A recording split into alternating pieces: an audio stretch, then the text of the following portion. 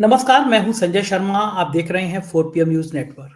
बिहार के नतीजों के बाद पूरे देश में एक बात तो पैदा हुई। भारतीय जनता पार्टी के कुछ नेताओं ने मुझसे भी कहा कि कुछ भाई साहब कुछ ज्यादा ही हो गया, इतना नहीं होना चाहिए था। मतलब मुख्य चुनाव आयुक्त का जो जादू है वो इस हद तक जादू नहीं होना चाहिए था। दैनिक भास्कर के राजनीतिक संपादक हैं केपी मलिक जी, उन्होंने भी मुझसे कहा कि जब अति हो जाती है तो फिर आंदोलन सड़कों से निकलता है, जनता सड़कों पर आती है। क्या भारत में भी जेपी की तरह एक बड़ा आंदोलन खड़ा हो सकता है इस वोट चोरी, इस बेईमानी, इस भ्रष्टाचार के खिलाफ? जिस तरह से ट्रेनों में भर भर के वोट डालने के लिए लाखों करोड़ों रुपए खर्च करके लोग भेजे गए, क्या वो चुनाव की नैतिकता के दायरे में आता है? इन तमाम मुद्दों पर मैंने केपी मलिक जी से बातचीत की, दैनिक भास्कर के राजनीतिक संपादक से बातचीत की। ले चलता हूं आपको, सुनिएगा, बहुत रोचक बातचीत है। मलिक साहब, बहुत बहुत स्वागत है 4 PM न्यूज नेटवर्क में। मेरे और आपके दोनों के अनुमान गलत साबित हुए। बिहार में जो फील्ड से रिपोर्ट आ रही थी, जो कागज बता रहे थे, जो लोग बता रहे थे, वो कह रहे थे बिहार में एनडीए का सुपड़ा साफ हुआ, हो गया उल्टा, आ गया इंडिया गठबंधन। ये बात अलग है कि नीतीश मुख्यमंत्री बनेंगे या नहीं बनेंगे, इस पे अभी भी संशय चल रहा है। आर के सिंह को बाइज्जत सस्पेंड कर दिया गया और खोल लो बेटा 62,000 करोड़ का घोटाला। साथ में रहते मलाई काटते और घोटाला खोलोगे तो पार्टी के बाहर जाओ। लेकिन ये जो बिहार के संकेत हैं, इनके भारत की राजनीति में दूरगामी परिणाम क्या होने वाले हैं? क्या लगता है आपको? अब क्या भारत की राजनीति में होगा? ये परिणाम क्या बहुत ज़्यादा निराशा लाएँगे इंडिया गठबंधन में? कोई उम्मीद जगेगी? क्या देशवासी सोच लेंगे भैया अब आना तो बीजेपी को है, बंगाल में भी, उत्तर प्रदेश में भी, हर जगह। क्या लग रहा है आपको, क्या-क्या होगा अब देश की राजनीति में? देखिए संजय जी, आपने कहा कि दूर के संकेत, आने वाले संकेत, ज्ञानादेश, बिहार का जनादेश, इसको ऐसे जोड़िए। आने वाले संकेत, बिहार का ज्ञानादेश और बिहार का जनादेश, ये सारा मिला के जो चीजें आप देख रहे हैं, अब हमें कोई आश्चर्य नहीं होता है। हम और आप जो बात कर रहे थे, आपने जो कहा है कि भाई हमारे सारे आंकलन और सारे वो धरे के धरे रह गए, मैं ऐसा नहीं मानता हूं संजय जी। संजय जी, आप आज आपके पास सब हथियार हैं, तामझाम सब कुछ है। आपके साथ चारों तरफ आपके कमांडो चल रहे हैं, जिसमें एक कमांडो इलेक्शन कमीशन है, एक सीबीआई है, ईडी है। और आप मुझे और मैं सोचूं कि भाई मैं आपसे हार गया, तो मेरा हारना तो निश्चित है। अगर ये सब लोग आपके साथ चल रहे हैं, आज भारतीय जनता पार्टी जितनी ताकतवर है और उसके सामने कोई हार रहा है, तो ये कोई बहुत बड़ी बात नहीं है। और देखिए, आप इतनी सारी चीजें लेके चलते हैं, अगर कोई एक आध चीज आपकी पकड़ भी लेता है, वो साबित ही नहीं कर पाएगा। राहुल गांधी जैसा सशक्त व्यक्ति साबित नहीं कर पा रहा, हम और आप क्या करेंगे? वो एक वोट चोरी पकड़ के लेके आता है, दूसरी चोरी कर लेते हैं, तीसरी लाता है, चौथी कर, क्या क्या पकड़ोगे? अरे भैया, जो ट्रेनें भर भर के आई हैं उनको पकड़ोगे। चुनाव आयोग ने जो खुली छूट आपको दी है लूट मार करने की, 10,000 बांटने की, अंतिम समय में बूथ पर पैसा बांटने की, ये कैसे पकड़ोगे? आप ईवीएम कैसे पकड़ोगे? कहाँ ईवीएम चोरी हो रही है, कहाँ नहीं रखी जा, आप पकड़ोगे क्या क्या? और इसके अलावा दूसरी बात यह है संजय जी, कि भारतीय जनता पार्टी के पास तो चाहे उत्तर प्रदेश हो, मध्य प्रदेश हो, गुजरात हो, महाराष्ट्र हो, तमाम लोगों को भेज दिया गया है 6 महीने पहले। ये लोग कहां से भेजेंगे? इनके पास तो 20 दिन पहले इन्होंने टिकट जारी किए है। जिसको चुनाव लड़ना था उम्मीदवार को, उसको ही नहीं पता था वो लड़ेंगे नहीं लड़ेंगे। तो इस तरह के आकलन, देखिए, मैं किसी पे दोष आरोपण करना नहीं चाहता और मैं भारतीय जनता पार्टी पे भी नहीं करना चाहता। भारतीय जनता पार्टी का सिर्फ और सिर्फ एक मकसद है कि उसको सत्ता में आना है। वो किस प्रकार से आएगी, कैसे करेगी, वो उसका अपना एक तरीका है। विपक्ष कर लें, लेकिन विपक्ष को यह समझना चाहिए कि विपक्ष को आत्ममंथन करना चाहिए कि विपक्ष ने कौन कौन सी गलतियां की हैं, और वो गलती अगर ऐसे ही चलती रहेंगी तो एक एक नेता की राजनीतिक हत्या होगी। ये जैसा लालू परिवार की राजनीतिक हत्या हुई है, इसी प्रकार से अगली राजनीतिक हत्या ममता बनर्जी की होने जा रही है। उसके बाद यही राजनीतिक हत्या अखिलेश यादव की होने जा रही है। आप कुछ नहीं कर पाएंगे। हम और आप ऐसे ही चैनलों पे बैठ के चर्चा कर रहेंगे और वहां पे जो है खाक छानते रहेंगे विधानसभा क्षेत्र की। लेकिन यहाँ तो इसकी पहले लिख दी गई है। एक का एक आप मुझे बताइए कि जिस प्रकार से पर्ची निकालते हैं हमारे वो बागेश्वर बाबा, ऐसे ही ज्ञानेश जी ने पर्ची निकाल दी थी और इनके कई नेताओं ने कहा कि अब की बार 160 पार, जैसे 400 पार कहा था। इतना कॉन्फिडेंस कहां से अमित शाह जी में आ गया था कि अंजना कश्यप ने कहा कि आप 160 का दावा कर रहे हैं? नहीं नहीं नहीं नहीं, 160 का दावा नहीं कर रहे, 160 प्लस हमारी आ रही है। तो ये कहां से आपके अंदर इतना कॉन्फिडेंस है? तो आप देखिए, आप उस व्यक्ति से लड़ रहे हैं जो अत्याधुनिक हथियारों से लैस है और आप उसके खिलाफ लाठी लेके चल रहे हैं या कट्टा उठा लिया आपने कहीं से। तो ये लाठी डंडे कट्टे से लड़ाई नहीं होगी, यहाँ अत्याधुनिक हथियार हैं। इसके लिए आपको भी उन्हीं की रणनीति अपनानी पड़ेगी और उन्हीं की तरह काम करना पड़ेगा। या फिर तीसरा हथियार यह है कि इतनी पीक पे चीजें पहुंच जाएं कि लोग सड़कों पर उतर जाएं, वो तरीका भी है। आज जो मैं बिहार के चुनाव के परिप्रेक्ष्य में देख रहा हूं संजय जी, सबसे बड़ा नुकसान नीतीश कुमार को हुआ है। नीतीश कुमार, सबको पता है, सबसे बड़े नेता आज बिहार में हैं और ऐसे नेता हैं जिनके ऊपर लगातार मैं आपके चैनल पर भी कहता रहा हूं कि पिछले 30 साल में एक भी आरोप नहीं है। आप, मुझे नहीं पता इस इलेक्शन में बिहार गए हैं कि नहीं गए हैं, एक भी व्यक्ति आपको नीतीश कुमार की बुराई करते हुए नहीं मिलेगा। कमाल है, कमाल है ठाकुर कि आप 20 साल से जो है मुख्यमंत्री हैं और आपके विरोध में एक वर्ड कोई व्यक्ति नहीं बोल रहा, उल्टा सिंपैथी दे रहे हैं आपको और सम्मान के साथ आपकी विदाई करना चाहते हैं। कई लोग ये कहते हैं भाई हमें जो एक सम्मान देना चाहिए नीतीश कुमार को, नीतीश कुमार ने हमारे साथ जो पिछले 20 साल में किया है हम उनके साथ हैं, और ऐसे व्यक्ति को आपने तबाह कर दिया है।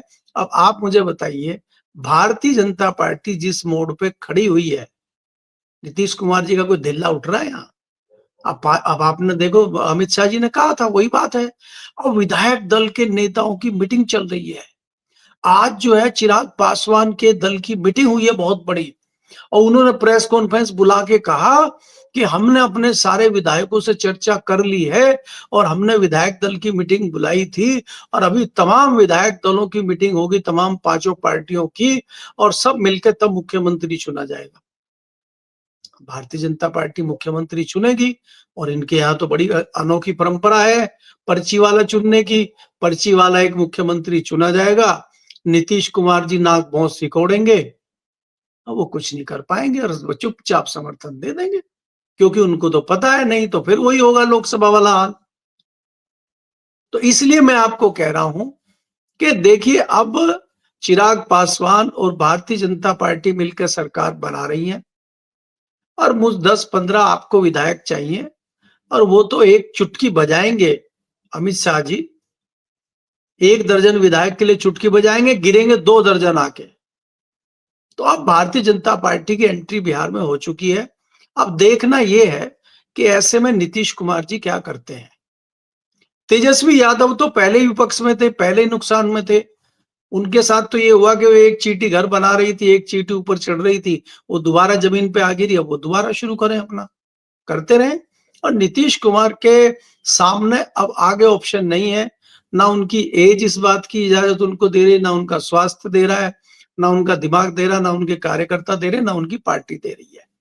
लेकिन तेजस्वी यादव को उनकी एज और उनका उम्र और उनका राजनीतिक कैरियर लंबा है, उनको मौके मिलेंगे, वो कोशिश कर सकते हैं। लेकिन यहाँ नीतीश कुमार की विदाई बिहार से होने जा रही है, जो अगले कुछ दिनों में आपको दिख जाएगा, ये मैं निश्चित तौर पे कह सकता हूँ जी।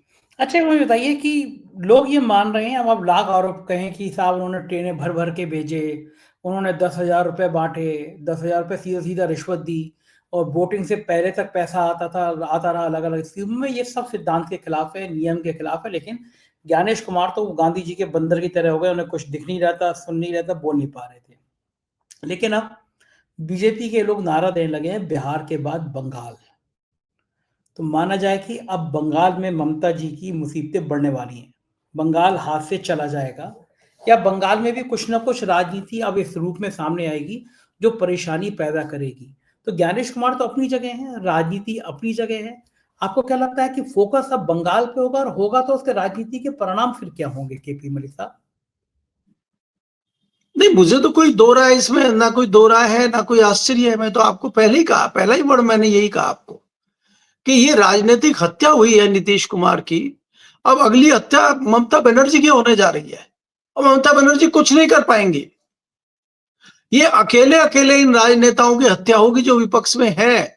ममता बनर्जी कुछ नहीं कर पाएगी। भारतीय जनता पार्टी आज नहीं, भारतीय जनता पार्टी पिछले 1 साल से जो उसका अपना एजेंडा है, जो उसका अपना तरीका है, उससे वो वेस्ट बंगाल में काम कर रही है। एक बहुत बड़े अधिकारी हैं, मैं उनका नाम तो यहाँ चैनल पर नहीं बताऊंगा।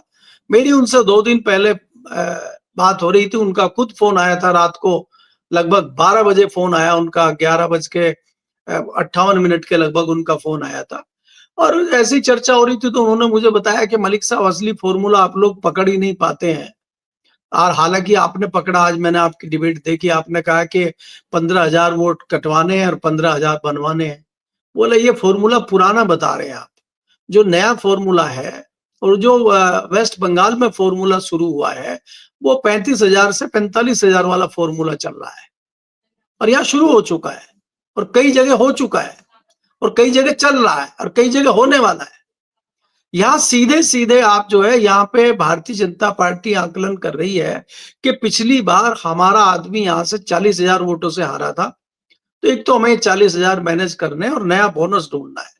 तो इसमें कम से कम 40,000 वोट एक मुश्त ऐसी जगह से कटवाए जाएं जो एक मुश्त वोट ममता बनर्जी को गिरता है। उसमें बड़ी तादाद में मुस्लिम वोट है, बाकी दूसरे जो उनके अपने वोट हैं वहां पे कुछ वोट काटो, उसमें अपने भाजपा के भी कटेंगे जब आप एक मुश्त काटेंगे। और दूसरी तरफ जो अपना बाहुल्य एरिया है, वहां पे 10,000, 20,000, 5,000 जो बनवा सकते हैं नए वोट बनवा दीजिए। तो एक झटके में आपका 45-50,000 का वोट का तब्दीली का मामला बन गया। एक तो ये एजेंडा है। बाकी उनके पास तो शाम दाम दंड भेद तमाम है। तो कैसे आप रोक लेंगे आप वेस्ट बंगाल को? और वेस्ट बंगाल में तो उनके पास वो भी हथियार है जिस हथियार को खूब चलाने की कोशिश उन्होंने बिहार में करी, और वो नहीं चल पाया, हिंदू मुस्लिम वाला। वहां तो 30% है जनाब, वहां तो आसानी से ये चीजें चलेंगी। और हम और आप भी बोलने लगेंगे हाँ ये बदमाशी करते हैं मुसलमान, कई जगह करते हैं भाई साहब, हमारे साथ भी हुआ था। कई पैरोकार आ जाएंगे और ये गलतियां करेंगे। ये मुस्लिम भी गलतियां करेंगे, हमारे वाले भी करेंगे, जानबूझ के भी कराई जाएंगी। कई जगह उकसाया जाएगा, एक माहौल बनाया जाएगा, और भारतीय जनता पार्टी की सरकार बन के तैयार हो जाएगी वेस्ट बंगाल में। फिर हम और आप बात कर रहे होंगे कि चलिए मलिक साहब से अब जो है आसाम में चला जाए, हेमंत बिश्व शर्मा का क्या। अरे हमने कहा वहां तो विदेशी लोग बैठे हुए घुसपैठिए, और वो तो लगातार जो है हेमंत शर्मा जी निकालने की कोशिश कर रहे हैं घुसपैठिए आसाम से, क्योंकि आसाम से तो निकालना आसान है। बिहार से अमित शाह जी ने घुसपैठिए निकाल दिए, भले ही वो घुसपैठिए दिल्ली में बैठे हो बम लेके, लेकिन बिहार से तो निकाल ही दिए ना। तो ऐसे ही आसाम से निकाले जाएंगे, और फिर तो आपका नंबर है यूपी का। बाबा जिंदाबाद है, बाबा के नेतृत्व में चुनाव होगा, जैसे नीतीश कुमार जी के नेतृत्व में हुआ है। और चुनाव होते ही बाबा गायब, वो पर्ची वाला मुख्यमंत्री तैयार, और अखिलेश जी जो है ट्वीट ट्वीट खेलते रहे अपना बैठ के। करेंगे क्या? तो भाई साहब ये रणनीति है, भारतीय जनता पार्टी की ये रणनीति है, और इस रणनीति को तोड़ता हुआ मुझे पूरे भारत का कोई सियासी परिवार, कोई सियासी नेता दिखाई नहीं दे रहा है संजय जी। मलिक साहब, आज तो बड़ी निराशा भरी बात कर रहे हैं आप, क्या हो गया आज आप? नहीं, निराशा की बात नहीं कर रहा हूं मैं हकीकत आपके सामने पेश कर रहा हूं। आप बताइए मुझे इसमें क्या, कहां पे आप करेंगे? निराशा की बात नहीं, ये मैं हकीकत और सच्चाई कर रहा हूं। मैं किसी पर आरोप नहीं लगा रहा हूं, ना मैं ये कह रहा हूं कि भारतीय मैं मशीनों पर ठीकरा फोड़ने लगूं, मैं किसी दूसरी बात करने लगूं। मैं क्यों करूं? मैं तो सच्चाई बयान कर रहा हूं। आप मुझे बताइए, आपके मित्र राहुल गांधी कहां 3 दिन से गायब थे? आपने वोट चोरी का मुद्दा बनाया और आपने पीक पे लेके आ गए आप बिहार को, उसके बाद आप एकाएक गायब हो गए। आपका भारतीय जनता पार्टी के साथ जो है इतना मामला चल रहा है, और आपने भारतीय जनता पार्टी को पीछे धकेल दिया, उसके बाद आप गायब हो गए। बिहार में आपकी पार्टी का गठबंधन है आरजेडी के साथ, आपका तालमेल ही नहीं हो पा रहा है। आप मुख्यमंत्री घोषित ही तेजस्वी को नहीं कर रहे। अगर नहीं करना था तो नहीं करना था, करना था तो जल्दी करना था। तो आप कर क्या रहे हैं ये? मैं यही तो कह रहा हूं ना कि आप तो वो लड़ाई लड़ रहे हैं कि आप लाठी डंडे की लड़ाई से और इसके लाठी डंडे के जोर पे आप AK-46 वाले से लड़ाई कर रहे हैं। तो AK-46 और AK-56 से जो लड़ाई करेगा वहां लाठी डंडा नहीं चलेगा। तो आप उस नजरिए से बाहर आना ही पड़ेगा आपको। अब आप एक चीज लेके आते हैं, उसको फिर फॉलो नहीं करते, बीच में छोड़ देते हैं। वोट चोर का मुद्दा आपने बढ़ाया था तो उसका क्या हुआ? और खाली क्या एक ही मुद्दा है? क्या हमें यही करना चाहिए? तो हमें आत्ममंथन करना पड़ेगा। तो आज शायद खड़गे जी के साथ मीटिंग की है, दिल्ली में मीटिंग हुई है कांग्रेस की, तो हो सकता है राहुल गांधी जी को मंथन कर रहे हो, कुछ सोच रहे हो। इनके यहाँ लगातार बताया भी जाता है कुछ क्रांतिकारी लोग अंदर बैठे हैं, वो भारतीय जनता पार्टी के किसके हैं। अब ये सच्चाई है या खाली जेब उतारने के लिए बोला जाता है? इसका जवाब भी राहुल गांधी को देना चाहिए। अच्छा जी। मलिक साहब, बात करें उत्तर प्रदेश की, आपको लगता है अब योगी जी की कुर्सी 2 साल तक सुरक्षित रहेगी, या बिहार की ताकत में आने के बाद केशव मौर्य का जो बिहार का प्रभारी बनाया गया था, केशव मौर्य की लॉटरी लग सकती है, ब्रजेश पाठक के यहाँ लड्डू बट सकते हैं, योगी का कद कम हो सकता है? क्या लग रहा है आपको, कुछ होगा योगी जी का या कुछ नहीं होगा? नहीं, देखिए संजय जी, अगर मेरा आकलन आप जानना चाहते हैं, मुझे लगता है कि योगी जी का कुछ नहीं होने वाला है। और ये अगर ये योगी जी का करेंगे तो उत्तर प्रदेश में इनके नुकसान की संभावना है, और नुकसान हो सकता है। योगी जी ने नुकसान पहले भी करके दिखाया है और दोबारा भी वो कर सकते हैं, इतनी ताकत तो उनकी बन चुकी है। या फिर अमित शाह जी ने कोई नया फॉर्मूला निकाल लिया हो कि अभी तो टाइम भी है ना, 2027 में चुनाव है, अभी तो हम 2025 में ही बैठे हैं, तो लगभग 1.5 साल का समय आपके पास है। ऐसा कोई फॉर्मूला अमित शाह ने ढूंढ लिया हो कि वो जैसे नीतीश कुमार को किनारे कर दिया, जैसे बिना नीतीश कुमार के चुनाव लड़के बिहार में जीत के दिखा दिया उन्होंने, इसी तरह वो बिना योगी के उत्तर प्रदेश में चुनाव लड़के और जीत के दिखा दें। ये फॉर्मूला अगर अमित शाह के पास है तो फिर तो बाबा को हटाया जा सकता है। लेकिन अगर फॉर्मूला कुछ नहीं है तो फिर ये बाबा को नहीं हटाएंगे, क्योंकि जब जब आप हटा के किसी को बदलते हैं तब तब भारतीय जनता पार्टी की विदाई उत्तर प्रदेश से होती है। आपके सामने आपने कल्याण सिंह को हटा के राजनाथ सिंह को बनाया था, तो आपकी विदाई हो गई थी 20 साल के लिए। आपने दिल्ली में साहब सिंह को हटा के सुषमा स्वराज को बनाया था, 20-25 साल के लिए आपकी विदाई हो गई थी। तो अगर भारतीय जनता पार्टी उत्तर प्रदेश से अपनी विदाई कराना चाह रही है तो बाबा को हटाएगी, और अगर विदाई नहीं कराना चाह रही है तो बाबा को रखेगी और बाबा के नेतृत्व में ही चुनाव कराएगी, जो पैटर्न बिहार का रहा कि बाबा के नेतृत्व में चुनाव होगा। और फिर यही बयान अमित शाह जी देंगे। फिर हम लोग पूछेंगे मुख्यमंत्री कौन होंगे, क्या मुख्यमंत्री योगी जी होंगे? वो बोले नहीं नहीं नहीं नहीं, जो नए विधायक आएंगे वो नए विधायक जो है मुख्यमंत्री चुनेंगे, और जो फिर नए मुख्यमंत्री आएंगे वो एक पर्ची वाला विधायक चुन लेंगे। जैसे सांसदों की जो मीटिंग हुई थी पार्लियामेंट के अंदर संसदीय दल की, उस सारे सांसदों ने मिलकर गहन मंथन किया था और तब मोदी जी का नाम आया था निकल कर। नहीं, कई लोग तो अमित शाह का नाम निकाल रहे थे, कई लोग जो है किसी दूसरे व्यक्ति का नाम निकाल रहे थे, कई लोग राजनाथ का नाम निकाल रहे थे। तो सबको हटा के फिर मोदी जी के नाम पर सहमति बनी थी। ऐसा थोड़ी ना है कि मोदी जी बन गए, तो उसी प्रकार से सहमति उत्तर प्रदेश में बनेगी। जी। एक एक आखिरी सवाल, बड़ा महत्वपूर्ण सवाल, जनता में कोई रिएक्शन नहीं होगा? दिख रहा है वोट चोरी हो रहे हैं, वोट कट रहे हैं, वोट जोड़ रहे हैं, गलत तरीके से लिस्ट बन रही है, जनता ऐसी ही शांत रहेगी? नहीं, कौन कह रहा संजय जी? जनता इंतजार करती है, जनता एक लिमिट तक इंतजार करती है। दिल्ली में आप बता रहे हैं जो इनके सिस्टम है, पोल्यूशन बता रहे हैं कि 250 है, 300 है, और वास्तव में अगर पोल्यूशन देखते हैं 700, 800, 900 तक पहुंचा हुआ है। यहाँ के युवा निकले थे, यहाँ के युवा इंडिया गेट पर गए थे, जिनकी तादाद 20 से 25 हजार थी, जिसमें युवा नवयुवा थे, 12 साल के बच्चे थे, इकट्ठे हुए तो उनका इलाज करके अंदर कर दिया गया। और पीछे जो घटना हुई है, अगर कोई कोशिश करेगा इस तरह की, उसको इस तरह की घटनाओं में लपेट के अंदर कर दिया जाएगा। कौन करेगा बताइए फिर? तो जब तक ये चीजें चल रही हैं, फिर एक सिस्टम बनेगा और बाद में जब लिमिट क्रॉस कर जाएगी हर चीजें, तब तो फिर उसका तो मामला सड़क पे उतरना ही बनता है। भाई आप 200 साल आपने अंग्रेजों को झेला और अंत में महात्मा गांधी की लाठी नहीं भगाया उनको। चाहे भगत सिंह को फांसी चढ़ना पड़े, चाहे सुभाष चंद्र बोस आए, तो गए तो वो सड़क से ही, और इसी बिहार से उन आंदोलन शुरू हुआ था। और इंदिरा गांधी की आप बात कर लीजिए, उसके बाद आजादी के बाद भी जब इंदिरा गांधी का भी लगा था कि वो बेलगाम हो गई हैं, तब उनको जेपी आंदोलन ने इस सड़क से ही हटाया था। तो हटेंगे तो आप सड़क से ही, आपको कोई सियासी दल नहीं हटा सकता, क्योंकि सियासी दल में दो जो खामियां होती हैं, एक तो सियासी दल के नेता खुद चोर होते हैं, उनके दामन पे दाग होते हैं, वो ब्लैकमेल हो जाते हैं, और या फिर वो एक सिस्टम में फंसे रहते हैं। अब आज आप देखिए कि दो लोगों की स्टेटमेंट आए, लालू परिवार से उनकी बेटी का स्टेटमेंट आया, रोहिणी आचार्य का, कि मैं जो है बड़ी उदास हूं और मैं पार्टी छोड़ रही हूं।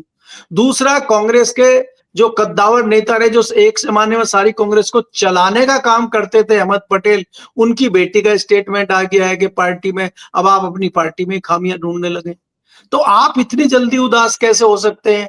आप खाली परिवारवाद की राजनीति पर नेता बनना चाह रहे हैं, आपका खुद का योगदान क्या है? लालू यादव की बेटी ने आज तक ऐसा क्या कर दिया राजनीति में कि उनको गहन चिंता हो रही है? अब अहमद पटेल की बेटी ने ऐसा कौन सा बड़ा काम गुजरात में कर दिया कि भाई आज उनको दिक्कत हो रही है कांग्रेस में? पहले कुछ करके तो दिखाइए। तो जब इस तरह के लोग राजनीति में आते हैं, जब इस तरह के लोग होते हैं, तो उनको हैंडल करना भारतीय जनता पार्टी जैसी पार्टी के लिए बहुत ही आसान होता है। अब आपने देखा कि तेजस्वी यादव को भारतीय जनता पार्टी ने कुछ किया कि नहीं किया, लेकिन ये तेज प्रताप यादव के पीछे भी कोई स्ट्रेटजी है क्या? तो पहले परिवार को तोड़िए। तो बहुत सारी चीजें हैं, इसलिए जो रास्ता आखिर में जो है वो रास्ता सड़क से ही निकलेगा, और कोई रास्ता मुझे निकलता हुआ दिखाई नहीं दे रहा है। नहीं तो नए नए ज्ञानादेश पैदा होते रहेंगे और ऐसे ही जनादेश देते रहेंगे। जी बहुत बहुत शुक्रिया मलिक साहब, बहुत बहुत शुक्रिया। ये थे केपी मलिक जी, पूरी बातचीत आपने सुनी, मुझे उम्मीद अच्छी लगी होगी, तो बताइएगा जरूर। शुक्रिया, थैंक यू।